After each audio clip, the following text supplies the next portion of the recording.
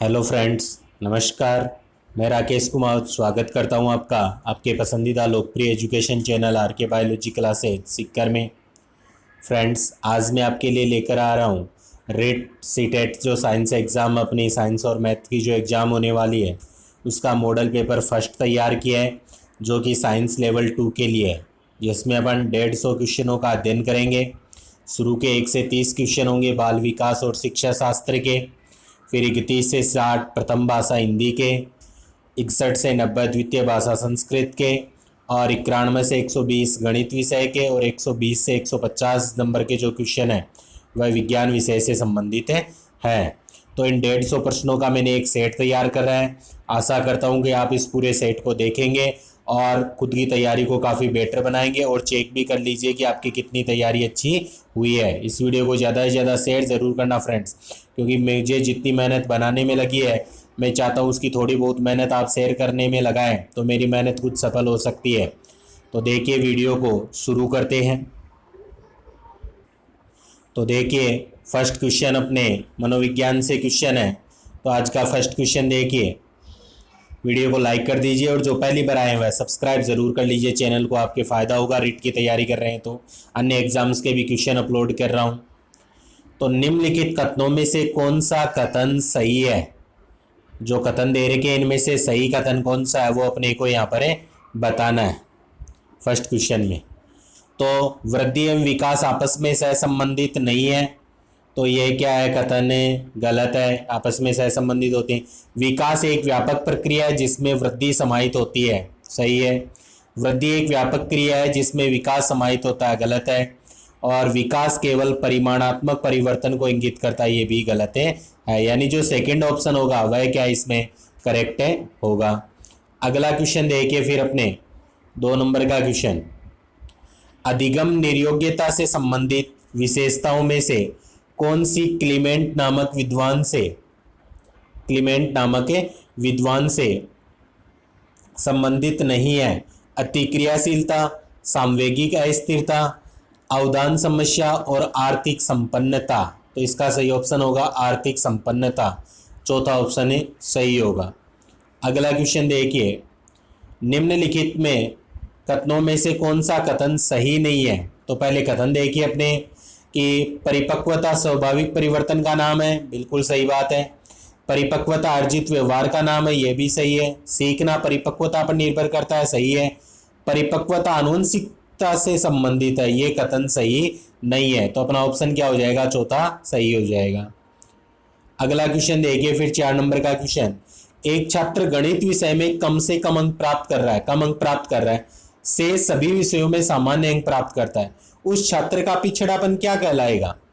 सामान्य पिछड़ापन, असामान्य पिछड़ापन, दोनों, या विशिष्ट पिछड़ापन? तो वह कहलाएगा विशिष्ट पिछड़ापन, क्योंकि एक विशिष्ट सब्जेक्ट के अंदर वह पिछड़ा हुआ है, इसलिए विशिष्ट पिछड़ापन कहेंगे। अगला क्वेश्चन देखिए 5 नंबर क्वेश्चन। निम्नलिखित में से कौन सा कथन सही नहीं है?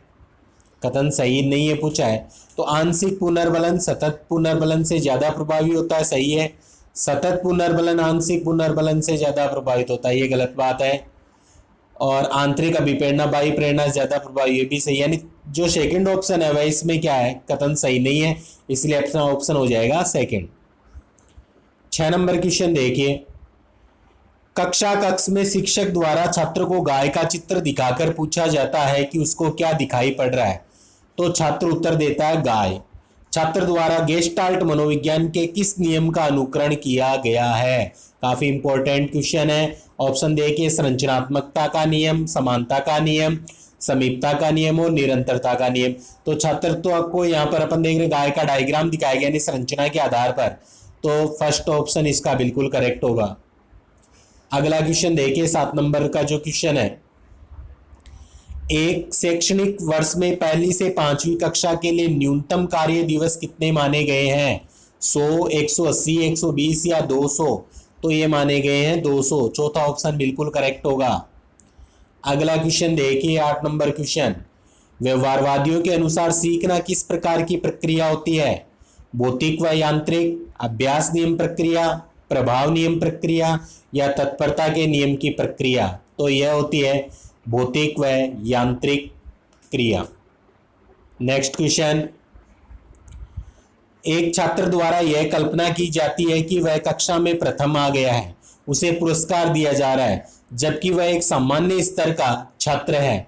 वह किस प्रकार क्रिया कर रहा है? प्रतिवर्ती क्रिया, अनुक्रिया, प्राथमिक क्रिया या द्वितीय क्रिया? तो छात्र के द्वारा यहाँ पर क्रिया हो रही है प्राथमिक क्रिया, थर्ड ऑप्शन सही होगा। अगला क्वेश्चन देखिए फिर 10 नंबर क्वेश्चन, रोस के अनुसार बाल्यावस्था की सबसे महत्वपूर्ण विशेषता क्या होती है? जिज्ञासा प्रबलता, संवेग नियंत्रण, शारीरिक मानसिक विकास स्थिरता और सामूहिक प्रवृत्ति की प्रबलता। तो इसका सही ऑप्शन क्या होगा? थर्ड, शारीरिक और मानसिक विकास में स्थिरता। अगला क्वेश्चन देखिए 11 नंबर, किस मनोवैज्ञानिक ने व्यक्तियों का भेद मानसिक रूप से स्थिर, मानसिक रूप से अस्थिर प्रकार से किया है? तो यह ऑप्शन देखिए, थॉर्नडाइक, टर्मन, ट्राटर या स्प्रेंगर। तो इसका सही ऑप्शन होगा ट्राटर, थर्ड ऑप्शन सही होगा। सीखने में सर्वाधिक महत्व किसका होता है? प्रेरणा, सीखने की इच्छा, रुचि या इनमें से कोई नहीं? तो सर्वाधिक जो महत्व माना जाता है वो होता है प्रेरणा का, फर्स्ट ऑप्शन सही है। अगला क्वेश्चन देखिए, विषय वस्तु को छोटे छोटे अंशों में बांटने का शिक्षण सिद्धांत क्या कहलाता है? नियोजन सिद्धांत, सहसंबंध सिद्धांत, लचीलापन सिद्धांत या विश्लेषण सिद्धांत? तो वह कहलाता है अपने विश्लेषण सिद्धांत, चौथा ऑप्शन सही है। अगला क्वेश्चन देखिए, असमायोजन का मुख्य कारण क्या होता है? सौहार्दपूर्ण वातावरण का अभाव, विद्यालय न जाना, माता पिता की गरीबी और उच्च शिक्षा की कमी। तो इसका कारण सही माना गया है सौहार्दपूर्ण वातावरण का अभाव, फर्स्ट ऑप्शन सही है। अगला क्वेश्चन, किस उम्र के बालक प्राय पाठशाला छोड़कर निरुद्देश्य भ्रमण करते हैं? 6 वर्ष, 9 वर्ष, 13 वर्ष या 17 वर्ष? तो इन बालकों की उम्र होती है लगभग 9 वर्ष, दूसरा ऑप्शन सही होगा। अगला क्वेश्चन, किस अवस्था में बालक की सृजनात्मक क्षमता का दमन होने लगता है? 5 से 6 वर्ष, 8 से 10 वर्ष, 13 से 15 वर्ष या 17 से 19 वर्ष? तो यह क्रिया होती है 17 से 19 वर्ष, चौथा ऑप्शन सही होगा। आगे देखिए फिर, ऐतिहासिक परिप्रेक्ष्य में अगर देखा जाए तो संवेगात्मक बुद्धि शब्द का प्रयोग किसने किया था? तो डी पीटरसेलोवे, डी जॉन मेयर, जे ब्रूनर, फर्स्ट और सेकंड दोनों? तो यह कार्य किया गया था फर्स्ट और सेकंड यानी कि पीटरसेलोव और जॉन मेयर के द्वारा, तो चौथा ऑप्शन सही होगा, फर्स्ट व सेकंड। संवेगात्मक बुद्धि स्तर की माप करने के लिए जिस इकाई विशेषण का प्रयोग किया जाता है उसे क्या कहते हैं? तो आईक्यू, ईक्यू, दोनों या कोई नहीं? तो उसे कहा जाता है अपने आईक्यू, फर्स्ट ऑप्शन सही। अगला क्वेश्चन देखिए अपने, किस बुद्धि लब्धि के बालक को सर्वश्रेष्ठ मेधावी बालक कहते हैं? सर्वश्रेष्ठ मेधावी बालक कहते हैं। तो बुद्धि लब्धि कितनी होगी? 130, 115, 170, 110? तो उसकी जो बुद्धि लब्धि होगी वह होगी यहाँ पर 170, थर्ड ऑप्शन बिल्कुल सही होगा। अगला क्वेश्चन देखिए फिर 20 नंबर का जो क्वेश्चन अपने, किसी मनोवैज्ञानिक ने चिंतन व कल्पना शक्ति के आधार पर व्यक्तित्व का विभाजन किया है? स्प्रेंजर, थॉर्नडाइक, आलपोर्ट और सेल्डन? तो यह कार्य किया है थॉर्नडाइक ने, सेकंड ऑप्शन सही है। अगला क्वेश्चन, व्यक्तिक विभिन्नताओं के विषय में सर्वप्रथम अध्ययन करने वाला मनोवैज्ञानिक कौन था? गाल्टन, स्किनर, वुडवर्थ या हर्बर्ट? तो वह कौन था? गाल्टन था, फर्स्ट ऑप्शन सही होगा। अगला क्वेश्चन देखिए फिर, अभिप्रेरणा का प्रमुख सिद्धांत, अभिप्रेरणा का प्रमुख सिद्धांत नहीं है बताना अपने को यहाँ पर। तो देखिए, मनोविश्लेषणात्मक सिद्धांत या अभिप्रेरणा सिद्धांत है, मूल प्रवृत्ति सिद्धांत भी सही है, उद्दीपन अनुक्रिया का सिद्धांत भी सही है। जो भाषाई सिद्धांत है ना, वह विप्रेरणा का प्रमुख सिद्धांत नहीं है। तो चौथा ऑप्शन जो होगा वह अपना सही होगा। अगला क्वेश्चन देखिए फिर, थॉर्नडाइक के सीखने के सिद्धांत को निम्न में से किस नाम से नहीं पुकारा जाता है? तो थॉर्नडाइक के सीखने का जो सिद्धांत था उसको अपन किस नाम से नहीं पुकारते वो बताना अपने को। तो ऑप्शन देखिए, थॉर्नडाइक का संबंधवाद सही है, पुकारते हैं इस नाम से। प्रयत्न व भूल सिद्धांत भी पुकारते हैं, उद्दीपक प्रतिक्रिया सिद्धांत भी कहते हैं। इसे हम अनुकूलित अनुक्रिया सिद्धांत नहीं कहते हैं, इस नाम से नहीं पुकारते हैं, तो चौथा ऑप्शन सही हो जाएगा। आगे देखिए 24 नंबर का क्वेश्चन, अधिगम प्रक्रिया का आधारभूत पक्ष हो सकता है। तो अधिगम प्रक्रिया का आधारभूत पक्ष कौन सा होगा? गहनता, निरंतरता, अत्यधिक अधिगम और पुनरावृत्ति। तो वह होगा इनमें से सही ऑप्शन अपन देखेंगे तो निरंतरता, सेकंड ऑप्शन सही होगा। अगला क्वेश्चन, वंशक्रम का अर्थ क्या होता है? देखो वंशक्रम का मतलब क्या होता है? जन्म से संबंधित जो विकास होता है ना, उसे ही वंशक्रम कहते हैं। तो फर्स्ट ऑप्शन यहाँ पर अपना सही हो जाएगा।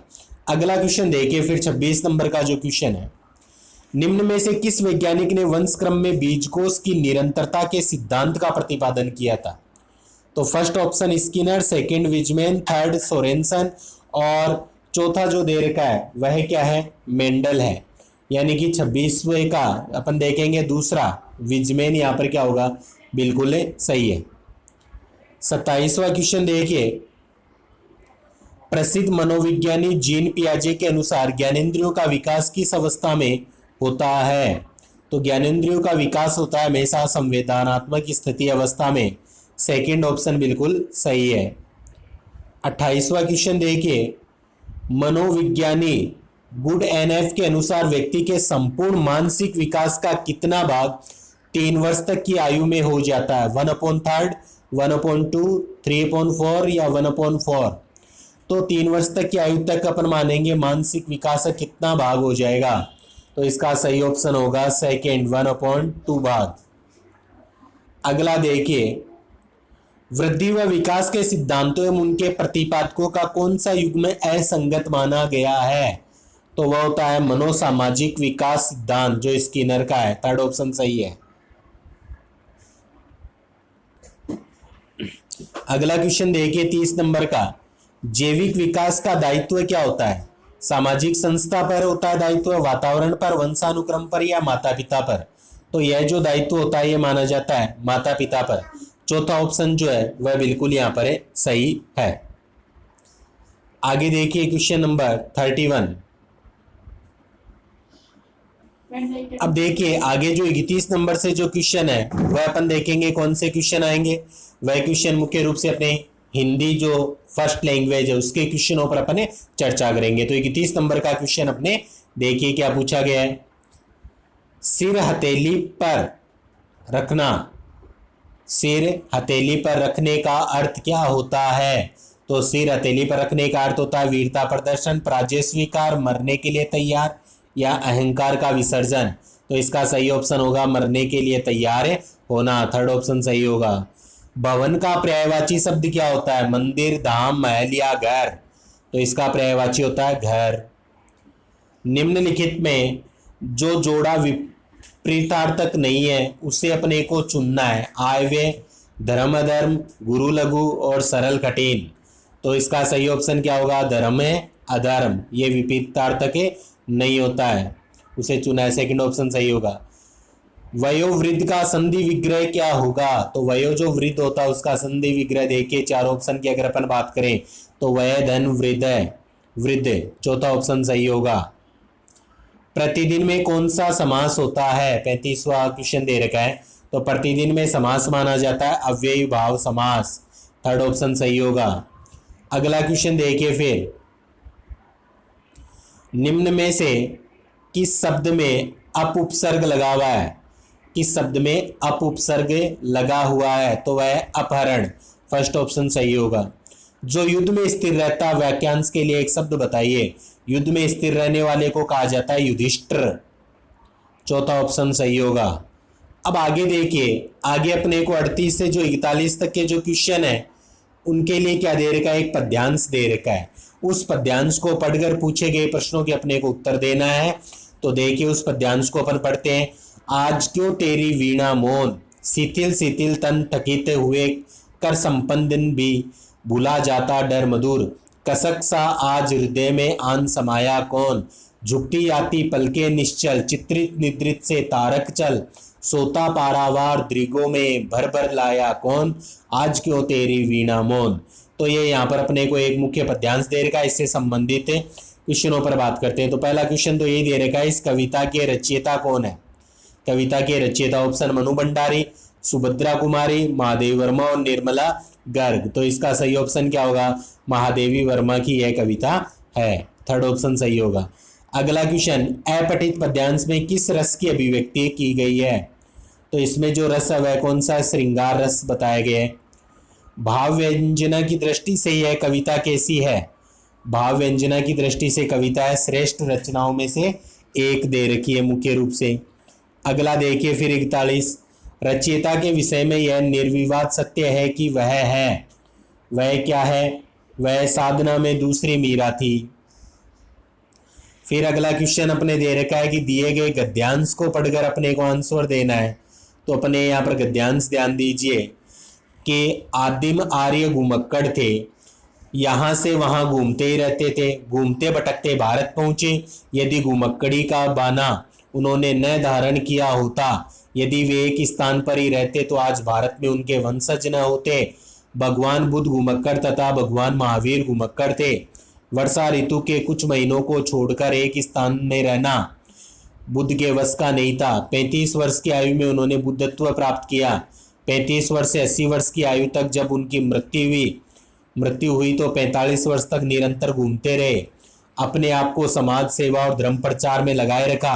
अपने शिष्यों से उन्होंने कहा, चरत बिखने चरिके हे भिक्षुओं, घुमक्कड़ी करो। यद्यपि बुद्ध कभी भारत के बाहर नहीं गए, किंतु उनके शिष्यों ने उनके वचनों को सिर आंखों पर लिया और पूर्व में जापान, उत्तर में मंगोलिया, पश्चिम में मकदूनिया और दक्षिण में बाली द्वीप तक धावा बोला।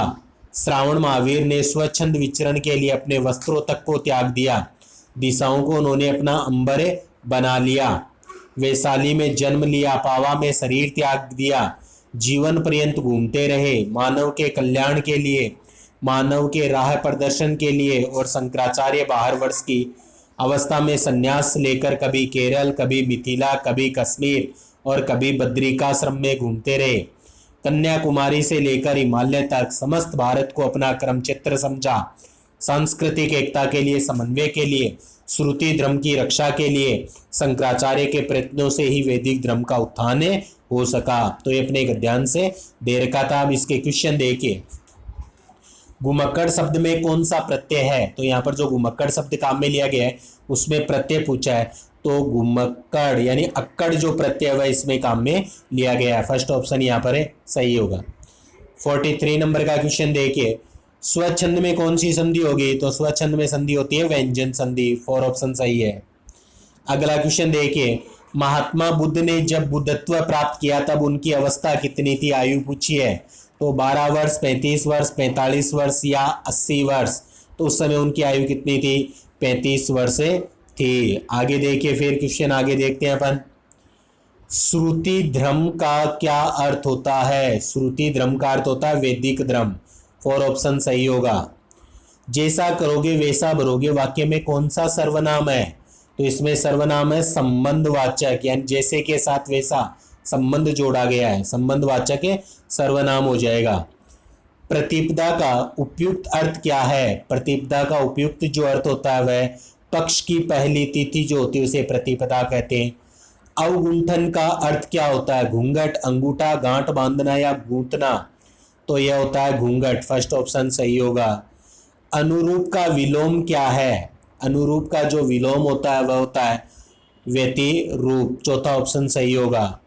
अधोलिखित में एक पर्यायवाची युग्म सही नहीं है, तो वह कौन सा होगा? इन 4 ऑप्शन की अगर अपन देखें तो थर्ड, जल्दी अम्बुद। यह पर्यायवाची सही नहीं, बाकी सारे सही दे रखे।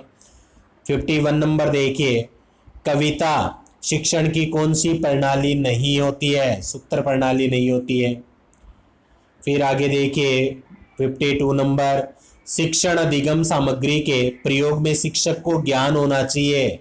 तो शिक्षक को किस बात का ज्ञान होना चाहिए? उसे शिक्षण अधिगम सामग्री के प्रयोग का ज्ञान होना चाहिए और सामग्री के निर्माण का भी ज्ञान होना चाहिए। नहीं, फर्स्ट व सेकंड सही है, थर्ड ऑप्शन सही होगा। अगला क्वेश्चन देखिए, केंद्रीय भाव ग्रहण प्रश्न पूछे जाते हैं कविता से, गद्य से, कहानी से या निबंध से। तो ये पूछे जाते हैं कविता शिक्षण से। फर्स्ट ऑप्शन सही होगा। नेक्स्ट क्वेश्चन, कौन सी प्रणाली प्राथमिक स्तर पर छात्रों की निबंध शिक्षा के लिए उपयोगी होती है, तो वह अपन देखें तो होती है खेल प्रणाली। फर्स्ट ऑप्शन सही होगा। अगला क्वेश्चन, अनुकरण वाचन किया जाता है शिक्षक द्वारा, छात्र द्वारा, दोनों द्वारा या कक्षा नायक द्वारा, तो यह अनुकरण कार्य किया जाता है छात्र के द्वारा। सेकंड ऑप्शन सही होगा। नेक्स्ट क्वेश्चन देखिए 56, कहानी शिक्षण का प्राथमिक स्तर पर उद्देश्य नहीं होता है। कौन सा उद्देश्य नहीं होता है? तो बालक में तर्क एवं चिंतन का विचार उत्पन्न करना, यह प्राथमिक स्तर पर उद्देश्य नहीं होता है। सस्वर वाचन का प्रमुख अंग नहीं है, सस्वर वाचन का प्रमुख अंग नहीं है, तो कौन सा इनमें से प्रमुख अंग नहीं है वो अपने को बताना है। तो ध्वनि का उचित ज्ञान, शुद्ध उच्चारण, विराम चिन्हों का ध्यान और शीघ्रता से वाचन करना, तो इसका सही ऑप्शन क्या होगा? चौथा, शीघ्रता से वाचन करना, चौथा ऑप्शन सही होगा। नेक्स्ट क्वेश्चन है, निम्न कथनों में से आप किस कथन से सहमत है? तो कथन फर्स्ट देखिए क्या दे रखा है। कथन फर्स्ट की अगर अपने बात करें इसके अंदर, तो एक बच्चा अनुत्तीर्ण होता है क्योंकि सरकार विद्यालयों में प्राप्त प्रौद्योगिकी के संसाधन प्रदान नहीं करती है, तो इससे हम सहमत नहीं है। एक बच्चे की असफलता मुख्य रूप से माता पिता, शिक्षित, आर्थिक स्तर में कमी कारण होती है, ये भी सही नहीं है। एक बच्चे की असफलता व्यवस्था था बच्चे के प्रति प्रतिक्रिया करने में इसकी असमर्थता का प्रतिबिंब है, ये बिल्कुल सही है, तो इससे सहमत है, थर्ड ऑप्शन सही होगा। अगला क्वेश्चन देखिए फिर 59 नंबर का क्वेश्चन, भाषा अवबोधन से संबंधित विकार कौन सा होता है? तो भाषाघात, फर्स्ट ऑप्शन सही है। इनमें से कौन सी अधिगम अशक्तता वाले बच्चे की विशेषता होती है? तो वह होती है धारा प्रवाह के रूप में पढ़ने तथा शब्दों पर पलटवार जाने में कठिनाई होना, सेकंड ऑप्शन सही है। तो ये थे हिंदी के 60 क्वेश्चन। अब आगे अपन चर्चा कर रहे हैं जो संस्कृत सब्जेक्ट आता है अपने सेकंड लैंग्वेज, जिसमें जो संस्कृत सब्जेक्ट अपन मुख्य रूप से चुनते हैं, इसमें इंग्लिश भी ले सकते हैं और संस्कृत भी, तो अपन बात करेंगे संस्कृत के क्वेश्चनों के ऊपर। 61 नंबर का क्वेश्चन है, देखिए संस्कृत भाषा का।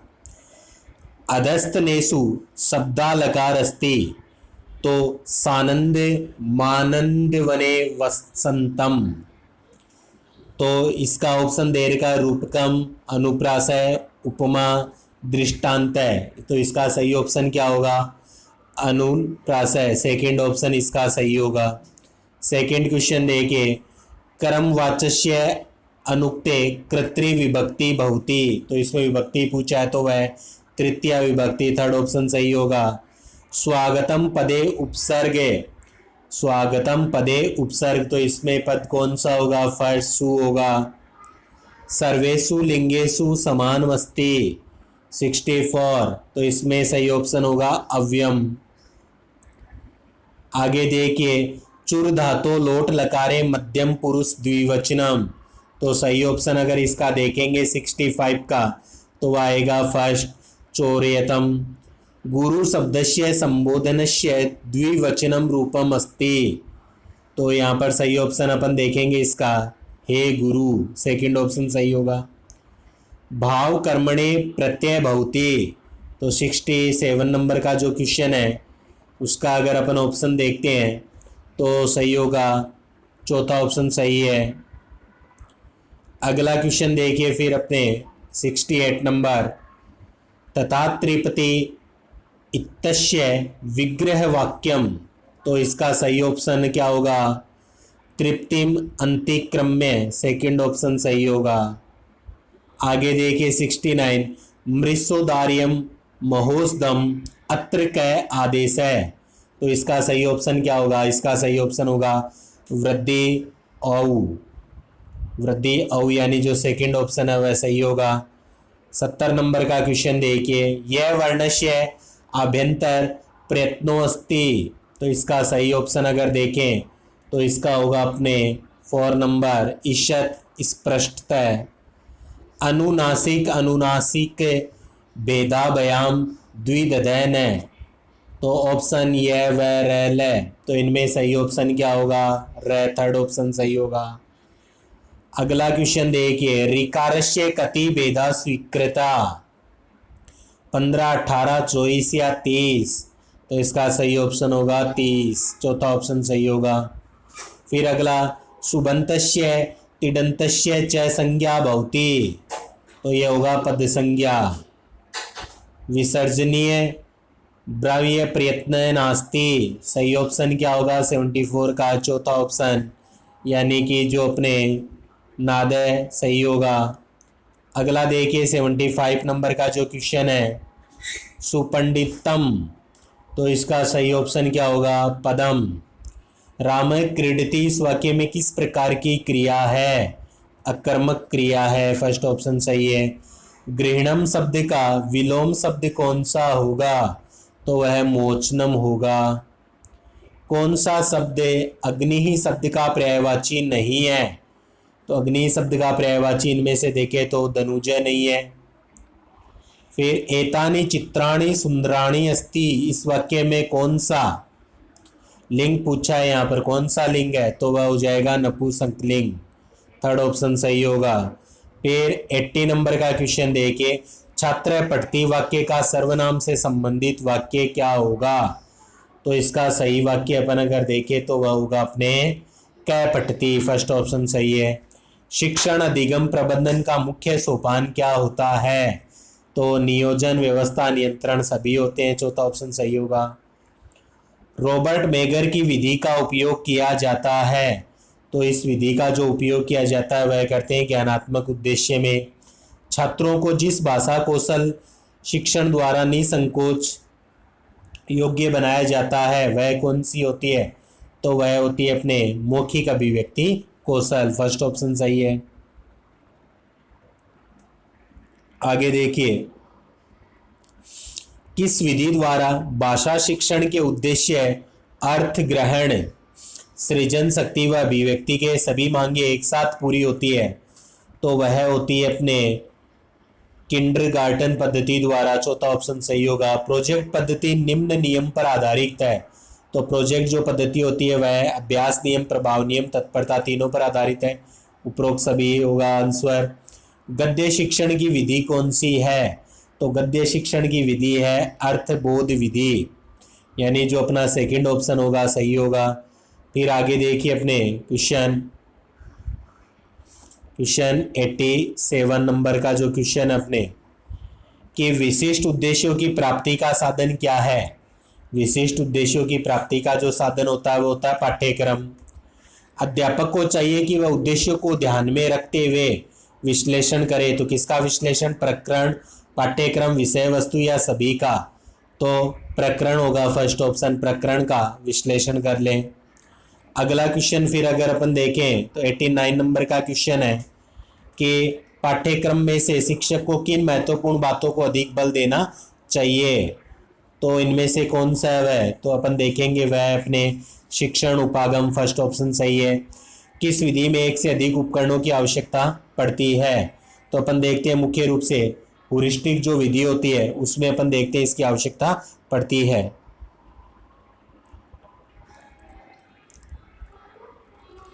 अब आगे देखिए अपन चर्चा करेंगे 91 क्वेश्चन जो कि अपने गणित सब्जेक्ट से होंगे 91 से 120 तक, उनके ऊपर अपन चर्चा करने वाले हैं। फर्स्ट क्वेश्चन देखिए, गणित वह मार्ग जिसके द्वारा बच्चों के मन में तर्क करने की आदत विकसित होती है, यह कथन किसका है, प्लेटो, गैलीलियो, पाइथागोरस या लोक, तो यह कथन है लोक का, 4 ऑप्शन सही होगा। गणित को किसका प्राण माना जाता है, विज्ञान, व्यापार, ज्योतिष शास्त्र या कला का, तो गणित को प्रमाण माना जाता है व्यापार का, सेकंड ऑप्शन सही है। 93 पाठ्यक्रम का अर्थ क्या होता है, विषय वस्तु, विभिन्न प्रतियों से प्रकरण, विद्यालय परिस्थितियों में क्रिया अनुभव या उपयुक्त सभी, तो पाठ्यक्रम का जो अर्थ होता है वह होता है अपने मुख्य रूप से उपयुक्त सभी, यानी विषय वस्तु, विभिन्न प्रतियों से प्रकरण और विद्यालय परिस्थितियों में क्रियाएं और अनुभव सभी होंगे, उपयुक्त सभी सही होगा। अगला क्वेश्चन दे रखा है, किसी गणितज्ञ आकृति, गणितीय आकृति को दिखाकर प्राप्त किया जाने वाला प्राप्य उद्देश्य क्या कहलाता है, तो आकृति को दिखाकर करें तो ज्ञानात्मक होगा, फर्स्ट ऑप्शन सही है। अवरोह विक्रमित अनुदेशन में अनुक्रियाएं किस क्रम में की जाती है? तो यह अनुक्रियाएं अवरोह क्रम में करते हैं। थर्ड ऑप्शन सही होगा। 96 देखिए, प्रचलित पाठ्यक्रम का दोष क्या होता है? प्रचलित पाठ्यक्रम जीवन से संबंधित, संकुचित दृष्टिकोण, परीक्षा की प्रधानता, उपयुक्त सभी, यानी चौथा ऑप्शन सही होगा। गणित को कहा जाता है विद्यार्थी का दुश्मन, शक्तिशालियों की शक्ति, मन की भाषा या मस्तिष्क का व्यायाम? तो गणित को मुख्य रूप से अपन कहते हैं मस्तिष्क का व्यायाम। फोर ऑप्शन सही है। उच्च प्राथमिक स्तर पर गणित शिक्षण का सर्वाधिक महत्व किस रूप में होता है? भौतिक, मानसिक, व्यवहारिक और आध्यात्मिक? तो यह होता है मुख्य रूप से अपन देखें तो व्यवहारिक। थर्ड ऑप्शन सही है। आगे देखिए 99 नंबर, किसी खेत का क्षेत्रफल ज्ञात करने के लिए उपयोगी गणित शिक्षण विधि कौन सी मानी जाती है? तो वहां पर उपयोगी जो शिक्षण विधि होगी वह होगी क्रिया विधि। चौथा ऑप्शन सही होगा। गणित शिक्षण में पाठ्य पुस्तक का निम्न में से कौन सा महत्व नहीं होता है? तो महत्व पूछा तो नवीन विचारों की जानकारी हेतु, अभ्यास हेतु, मनोवैज्ञानिक आवश्यकताओं की पूर्ति हेतु या शिक्षण सामग्री के रूप में? तो गणित शिक्षण में पाठ्य पुस्तक का निम्न में से कौन सा महत्व नहीं होता है? तो यहाँ पर थर्ड ऑप्शन सही होगा, यानी मनोवैज्ञानिक आवश्यकताओं की पूर्ति हेतु। अगला क्वेश्चन देखिए 101 नंबर का क्वेश्चन जो दे रखा आपने, उसके बारे में चर्चा करते हैं। एक सकारात्मक संख्या के 10% और उसी के 15% का योग 71 है, तो उस संख्या का 1/4 कितना होगा? काफी अच्छा क्वेश्चन है। तो इसे जब अपन ऑप्शन देखिए 1136, 142, 284 और 71, ये चार ऑप्शन अपने यहाँ पर दे रखे हैं। अब देखिए इन चारों ऑप्शन तो देख लिया, अभी क्वेश्चन को हल कैसे करेंगे? तो हल करेंगे तो मान लिया अपन ने वह संख्या क्या है, उस संख्या को अपन ने मान लिया वह संख्या है अक्स मान लिया। अब अगला कह रहा है 10% और 15%, तो अपन कर देंगे कि संख्या का 10% यानी कि अक्स इंटू 10/100 प्लस फिर अक्स का ये अपने को क्या लेना है 15%, तो 15/100 कर देंगे, कर दिया। बराबर कितना हो रहा है, इनका योग आ रहा है 71 आ रहा है, 71 आ रहा है, का योग 71, ये कह रहा है अगला क्वेश्चन के अंदर। तो अपन इसको फिर या क्या लिख सकते हैं, अपन इसको लिखेंगे 25 अक्स बराबर 71, इनको हल करेंगे 15 और 10 कितने हो गए 25 बराबर 71 इंटू क्या कर देंगे अपन ने 100, इंटू में अपन ने क्या कर दिया 100 इंटू में कर दिया। या फिर अपन क्या लिख सकते हैं इसमें जो 71 इंटू 4, 71 इंटू 4 यानी कि 25 का 100 में भाग देंगे तो 4 आ गया, तो 71 को 4 से गुणा करेंगे तो आंसर आएगा 284, यानी इसका सही आंसर क्या होगा, थर्ड आंसर जो होगा वह बिल्कुल करेक्ट होगा। आगे दे रखा दिए गए ग्राफों का अध्ययन कीजिए और निम्नलिखित प्रश्नों के उत्तर भी दीजिए। तो ये अपने सामने एक ग्राफ दे रखा है अच्छे प्रकार से, ये ग्राफ है दिया हुआ है और ये फिर सफल हुए अभ्यर्थियों का प्रतिशत दे रखा है कि कौन से वर्ष में कितने अभ्यर्थी सफल हुए, उनका प्रतिशत यहाँ पर दिया हुआ है। तो फिर देखो वर्ष 1997 में सम्मिलित हुए अभ्यर्थियों की संख्या और वर्ष 2004 में सफल हुए अभ्यर्थियों की संख्या में अनुपात कितना है। तो ग्राफ में अपन ने देखा था कि 1997 में जो अभ्यर्थी है उनकी संख्या अगर अपन ने देखी है, 1997 में जो अभ्यर्थी है उनकी संख्या अभी अपन ने देखी थी, तो वह लगभग अपने दे रखी है 5000। तो 1997 सम्मिलित हुए अभ्यर्थियों की जो संख्या है वह लगभग अपने दे रखी है 5000 के लगभग दे रखी, क्योंकि इधर देखिए अभ्यर्थियों की संख्या हजारों में है, तो ये अपने दे रखा है 1997 में, तो ये संख्या कितनी हो गई 5000 हो गई। फिर 2004 में जो सफल हुए विद्यार्थियों की जो संख्या है, फिर अपन देखेंगे 2004 में जो सफल हुए विद्यार्थियों की संख्या, तो इधर ये प्रतिशत में अपन देखेंगे मान दे रखा है, ये मान प्रतिशत में दे रखा है, तो ये 2004 ये प्रतिशत में कितना दे रखा है 40, तो ये 40% हो गया।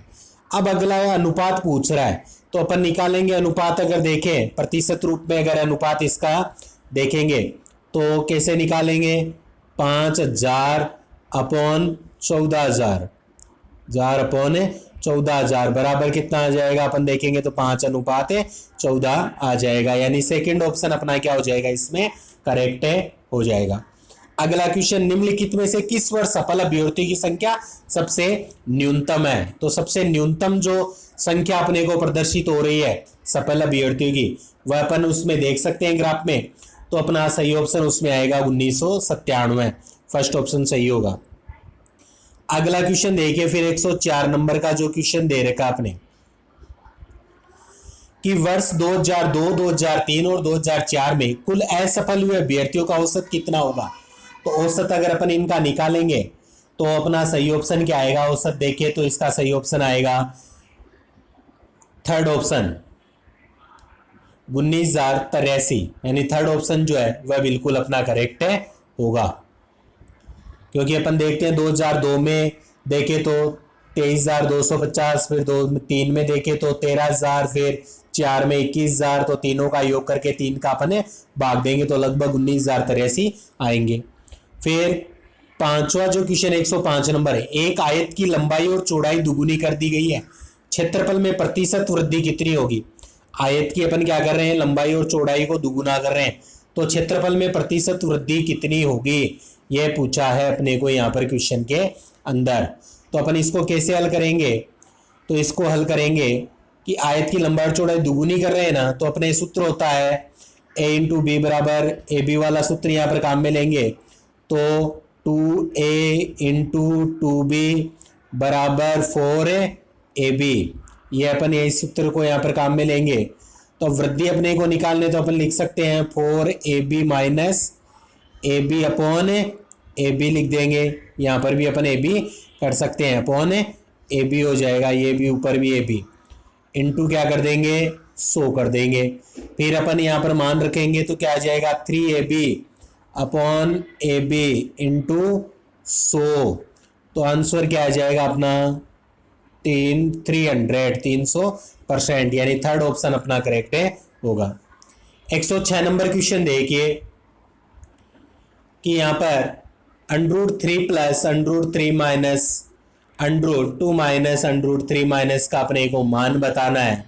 तो इसका जो मान होगा वह ऑप्शन अगर अपन इसे हल करेंगे तो चौथा ऑप्शन बिल्कुल अपना करेक्ट होगा। फिर 107 नंबर, यदि एक ओमेगा ओमेगा स्क्वायर एक के घनमूल है तो 1 plus omega 1 plus omega square 1 plus omega 4 1 plus omega 8 का मान क्या होगा? तो इसका सही ऑप्शन जो अपन देखेंगे 107 का वह होगा फर्स्ट ऑप्शन सही होगा, थर्ड ऑप्शन अपना इसके अंदर सही आएगा। अगला क्वेश्चन देखिए, 5% वार्षिक ब्याज दर से 3 वर्ष में 8,000 के चक्रवृद्धि ब्याज था, साधारण ब्याज का अंतर कितना होगा? तो यह जो अंतर होगा उसे अपन देखेंगे तो ऑप्शन देखिए 75, 69, 55 और 61 यहाँ पर अपने दे रखा है। तो सही ऑप्शन अगर इसको हल करेंगे सूत्र से तो ऑप्शन आएगा 61, यानी चौथा ऑप्शन सही होगा। एक दुकानदार ने एक रेडियो 20% के लाभ से 840 रुपए में बेचा और दूसरा 4% के नुकसान से 960 रुपए में बेचा। दुकानदार के कुल लाभ अथवा हानि प्रतिशत का अपने को पता लगाना है। हानि प्रतिशत का अपने को पता लगाना है तो यहाँ पर अपने देखेंगे 119वां जो क्वेश्चन है उसको हल करेंगे तो सही ऑप्शन क्या आएगा, अपने फर्स्ट ऑप्शन जो होगा वह बिल्कुल करेक्ट होगा। आगे देखिए, फिर 2 मित्रों ने 1 लाख रुपए व 1,50,000 रुपए का निवेश करके एक व्यापार शुरू किया। यदि वर्ष के अंत में लाभ 24,000 है तो उन दोनों मित्रों के लाभ का भाग बताना है अपने को। तो यहाँ पर मैं अगर सॉल्यूशन करूंगा तो वीडियो काफ़ी लंबा हो जाएगा, इसलिए आप इसको सूत्र लगाकर सॉल्यूशन करके देखिए। आंसर मैं आपको बता देता हूँ, आंसर आएगा थर्ड 9600 रुपये और 14,400 रुपये। अगले वीडियो में इन सब का सॉल्यूशन करेंगे अपन। 111 नंबर का जो क्वेश्चन है वह देखिए अपने कि ABC एक समकोण त्रिभुज है जिसमें कोण A 90 डिग्री, AD लंब है BC पर और AB 5 सेंटीमीटर, BD 3 सेंटीमीटर, तो CD किसके बराबर है? तो CD की लंबाई अपने को पूछी है, तो CD की लंबाई यहाँ पर कितनी हो जाएगी 16/3 सेंटीमीटर, दूसरा ऑप्शन सही होगा। अगला क्वेश्चन देखिए, फिर किसी वृत्ताकार मैदान की परिधि एक वर्गाकार मैदान की परिधि के बराबर है। यदि वर्गाकार मैदान का क्षेत्रफल 484 वर्ग मीटर है तो वृत्ताकार मैदान का क्षेत्रफल कितना होगा, ये अपने को यहाँ पर बताना है। तो इसका सही ऑप्शन क्या हो जाएगा अपने 616 वर्ग मीटर।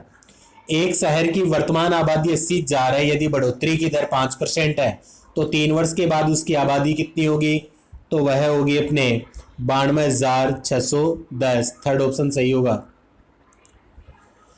चतुर्भुज एबीसीडी के विकर्ण एक दूसरे को बिंदु ओ पर इस प्रकार काटते हैं कि ए ओ अपॉन ओ सी बराबर B O upon O D. तो चतुर्भुज एबीसीडी क्या है, तो यह एक समलंब चतुर्भुज है।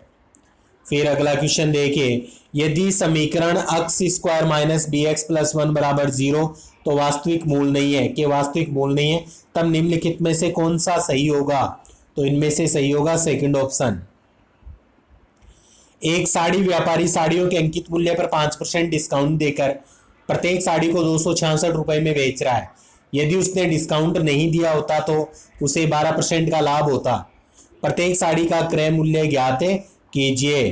तो अपने को साड़ी का क्रय मूल्य अगर अपन देखेंगे सूत्र के द्वारा तो अपना ऑप्शन आएगा 250 रुपए।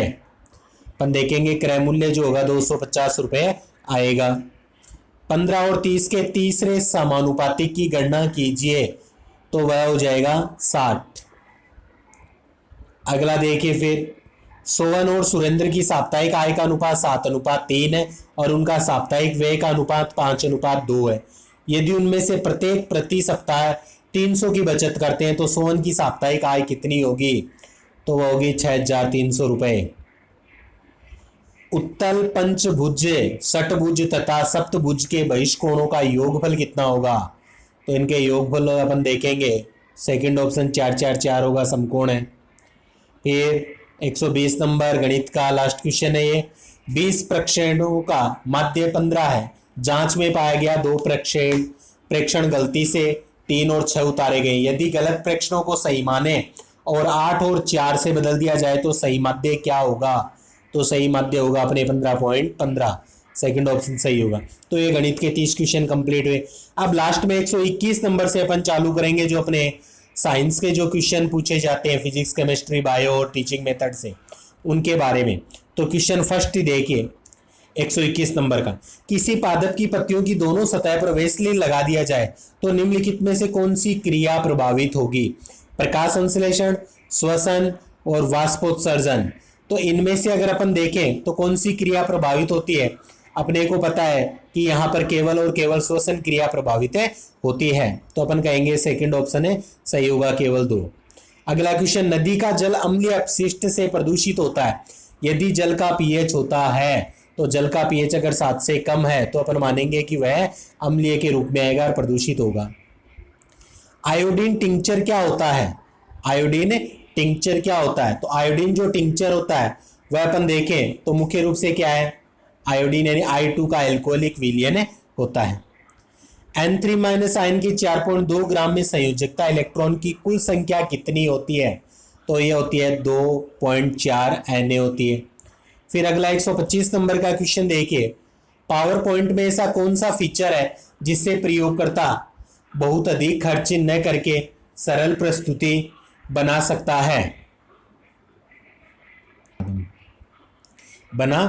है, तो ऑप्शन देखिए ऑटो कंटेंट विजार्ड, एनिमेशन, कलम स्कीम्स या चार्ट विजार्ड। तो इसका जो सही ऑप्शन होगा वो ऑटो कंटेंट विजार्ड होगा, फर्स्ट ऑप्शन सही होगा। फिर अगला क्वेश्चन देखिए 126 नंबर का क्वेश्चन, ईंधन के रूप में कोयले का उपयोग करने वाले शक्ति संयंत्रों से प्राप्त फ्लाई ऐश के संदर्भ में निम्नलिखित कथनों में से कौन सा सही है, तो सही कथन की अपने को पहचान करनी है। तो फर्स्ट ऑप्शन देखिए, फ्लाई ऐश का उपयोग भवन निर्माण के लिए ईंटों के उत्पादन में करते हैं, तो फर्स्ट ही बिल्कुल सही होगा इसका। अगला क्वेश्चन देखिए अपने, फर्स्ट तो यहाँ पर अपन मान रहे हैं कि सही है ही, फर्स्ट के साथ साथ देखिए सेकंड जो दे रखा है, फर्स्ट तो सही था, सेकंड भी फ्लाई ऐश का उपयोग कंक्रीट के रूप में भी, तो ये भी सही होगा, यानी फर्स्ट ऑप्शन, फर्स्ट और सेकंड दोनों सही होंगे। अगला क्वेश्चन दे रखा है, भारत का कौन सा राज्य भूगर्भीय ऊर्जा का सर्वाधिक उपयोग करता है, तो वह करता है अपने गुजरात, फर्स्ट ऑप्शन सही होगा। हमारे आंतरिक शरीर के अंगों का प्रतिबिंब प्राप्त करने के लिए चिकित्सा निदान में चुंबकीय अनुनाद चित्रण संचरण एमआरआई प्रयुक्त किया जाता है। यह मुख्यतः क्यों संभव है? यह मुख्यतः क्यों संभव है? यह क्या करता है? हमारे शरीर की, हमारी तंत्रिका कोशिकाओं के साथ आयनों की गति चुंबकीय क्षेत्र पैदा करती है, इसलिए यह संभव है। चौथा ऑप्शन सही होगा। अगला क्वेश्चन, जलने और गर्म होने के कारण प्रकाश की उत्पत्ति क्या कहलाती है? तो वह कहलाती है ताप दीप्ति कहलाती है। 4 ऑप्शन सही होगा। निम्नलिखित रोगों पर विचार करना है। कोलेरा, यक्ष्मा, फाइलेरिया और टाइफाइड, उपरोक्त में से कौन से रोग जीवाणुओं द्वारा होते हैं? तो जीवाणुओं द्वारा रोग अपने को बताना है। तो कोलेरा जो होता है जीवाणु द्वारा होने वाला रोग है। कोलेरा के अलावा अपन देखेंगे दमा, ये यक्ष्मा, ये भी जीवाणु द्वारा है। टाइफाइड भी जीवाणु द्वारा होता है। तो फर्स्ट, सेकंड और फोर्थ यानी चौथा ऑप्शन जो होगा वह बिल्कुल करेक्ट होगा। अगला क्वेश्चन देखिए 131 नंबर, सूर्य से पृथ्वी तक प्रकाश ऊर्जा किस विधि द्वारा प्राप्त होती है? तो यह प्राप्त की जाती है विकिरण विधि द्वारा। समुद्र तल पर वायुमंडलीय दाब कितना होता है? तो वह होता है पारे के स्तंभ का 76 सेंटीमीटर है। चौथा ऑप्शन सही होगा। अगला क्वेश्चन देखिए, निम्नलिखित में से मशरूम क्या है? तो मशरूम क्या होता है? कवक या फंजाई होता है। सेकंड ऑप्शन सही है। भारत में औद्योगिकरण में सर्वाधिक हुआ है? तो औद्योगिकरण में सर्वाधिक हुआ है वनों का विनाश। फर्स्ट ऑप्शन सही है। नाभिकीय संभावित नाभिकीय क्रिया पर विचार कीजिए। 1H2 और फिर 2He4 यानी कि प्रोटियम और ड्यूटेरियम जो होते हैं वह मिलकर क्रिया यहाँ पर कर रहे हैं, उनकी क्रिया दिखाई गई है।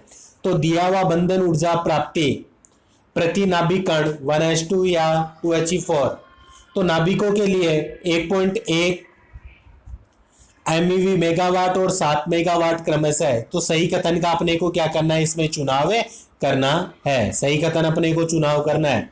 तो सही कथन अगर अपन देखेंगे तो इनमें से फर्स्ट ही सही हो जाएगा, यानी कि क्रिया में 23.6 मेगावाट ऊर्जा उत्सर्जित होती है। ये क्रिया जो देख रहे हैं उसमें मुख्य रूप से 23.6 मेगावाट जो ऊर्जा है वह क्या हो रही है? उपयोग होती है। अगला क्वेश्चन देखिए, फिर अगले क्वेश्चन की बात करते हैं। 136 नंबर क्वेश्चन, यह अभिक्रिया दे रखी है उत्क्रमणीय अभिक्रिया 2HiH2+I2 इक्वल बन रहे हैं, उत्क्रमणीय अभिक्रिया है। तो अभिक्रिया में ऑर्गन गैस मिलाने पर HI का वियोजन, यहाँ पर HI का वियोजन पूछा है। कौन सी गैस मिलाने पर? ऑर्गन गैस मिलाने पर। तो यहाँ पर देखिए स्थिर दाब व स्थिर आयतन दोनों पर प्रभावित रहेगा, यानी फर्स्ट ऑप्शन ही करेक्ट आ जाएगा कि स्थिर दाब व स्थिर आयतन दोनों पर जो वियोजन है प्रभावित रहेगा HI का। अगला क्वेश्चन दे रखा है, द्वितीय समूह के मूलकों का विश्लेषण करते समय HCl की उपस्थिति में H2S गैस प्रवाहित की जाती है। यहाँ HCl के स्थान पर HNO3 या H2SO4 का प्रयोग क्यों नहीं किया जाता है? तो वह अपन देखते हैं मुख्य रूप से ये अम्ल हाइड्रोजन सल्फाइड को सल्फर में ऑक्सीकृत कर देते हैं, इसलिए उपयोग नहीं करते हैं। अगला क्वेश्चन, ट्रीसियम परमाणु की n बराबर 2 अवस्था के लिए बोर कक्ष की त्रिज्या कितनी होगी? तो वह होती है 2.12 × 10⁻⁻10 मीटर। अगला क्वेश्चन दे रखा है, यूरेनियम 235 का नाभिकीय विखंडन दे रखा है। तो इसमें देखिए 1 ग्राम जो यूरेनियम के विखंडन से मुक्त होने वाली ऊर्जा भी दे रखी है, उसका द्रव्यमान भी दे रखा है क्रमशः अपने सारे। तो यहाँ पर ये पूछा है कि द्रव्यमान क्रमशः है,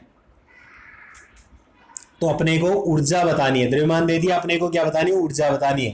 तो इसका सही ऑप्शन क्या हो जाएगा? अपने थर्ड 8.1 × 10⁻10 जूल। फिर सही कथन अपने को चुनना है। तो देखिए सही कथन का चुनाव करना अपने को। प्रथम खोजा गया हार्मोन सिक्रेटिन है, गलत है। अधिवृक्क वलकुट की उत्पत्ति एंडोडर्मल है, ये भी गलत है। एंजियोटेंसिन द्वितीयक वाहिका संकीर्ण को उत्तेजित कर रक्तदाब बढ़ाता है, गलत है। पीयूष ग्रंथि की पश्चपाली ग्रसनी उपकला से एक अंतर्वलन जिसे रातके की दानी कहते हैं से उत्पन्न होता है, बिल्कुल सही है, डी ऑप्शन सही होगा। अगला क्वेश्चन देखिए, अपने डी ऑप्शन के साथ साथ अपन देखेंगे इसमें जो सी ऑप्शन है वह भी देखिए एक मिनट आप, कि एंजियोटेंसिन द्वितीयक वाहिका संकीर्ण को उत्तेजित करता है, रक्तदाब बढ़ाता है, ये भी सही है। यानी सी और डी दोनों ही सही होंगे। तो सी और डी अगर दोनों सही होंगे तो इस आधार पर डी, तो इसमें रुके एक मिनट, ए व सी सही आ रहा है इसका, तो अपन मानेंगे ए, हाँ हार्मोन सिक्रेटिन ये सही है और सी सही है, ए और सी सही है। तो इस आधार पर चौथा ऑप्शन सही होगा। उपचारात्मक शिक्षण में अनुक्रम कौन सा है? उपचारात्मक शिक्षण होते हैं उसमें अनुक्रम अपन कैसे काम में लेते हैं? पहले टेस्ट, फिर टीच और फिर रीटेस्ट, यानी फर्स्ट ऑप्शन सही होगा। फिर विज्ञान किट का निर्माण निम्न में से किस संस्था द्वारा किया जाता है? तो विज्ञान किट का निर्माण करती है जो राज्य शैक्षिक अनुसंधान व प्रशिक्षण संस्थान, यानी फर्स्ट ऑप्शन सही है। विज्ञान का शिक्षण किस स्तर पर मानसिक अनुशासन में सहायक सिद्ध होता है? तो वह होता है अपने उच्च प्राथमिक स्तर पर। छात्रों के मानसिक व व्यक्तिगत विकास में सर्वाधिक योगदान किसका होता है? तो वह होता है विज्ञान शिक्षण का। राष्ट्रीय शैक्षिक अनुसंधान व प्रशिक्षण परिषद एनसीईआरटी कहाँ स्थित है? तो वह दिल्ली, एनसीईआरटी जो स्थित है वह अपन मानते हैं दिल्ली में। दूसरा ऑप्शन सही होगा इसका। अगला क्वेश्चन, विज्ञान शिक्षण में कार्यवाही से क्या तात्पर्य होता है? कार्यवाही का मतलब होता है विद्यार्थी द्वारा उत्तेजना के आधार पर गत्यात्मक क्रिया संपन्न करना। फर्स्ट ऑप्शन सही होगा।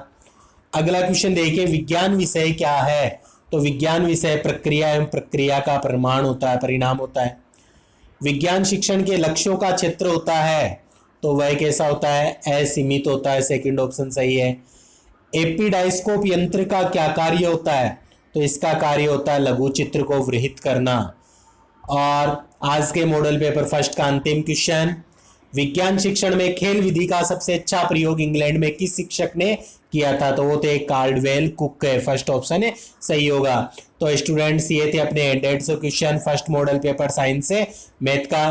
कैसा लगा आपको कमेंट्स में जरूर बताइए। अच्छा लगा तो वीडियो को लाइक कीजिए और ज़्यादा से ज़्यादा शेयर जरूर कीजिए ताकि लोगों को इसका फायदा मिल सके।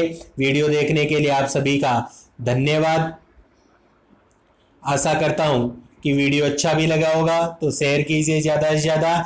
मिलते हैं अगले वीडियो में एक नए टॉपिक के साथ। तब तक के लिए जय हिंद, जय भारत।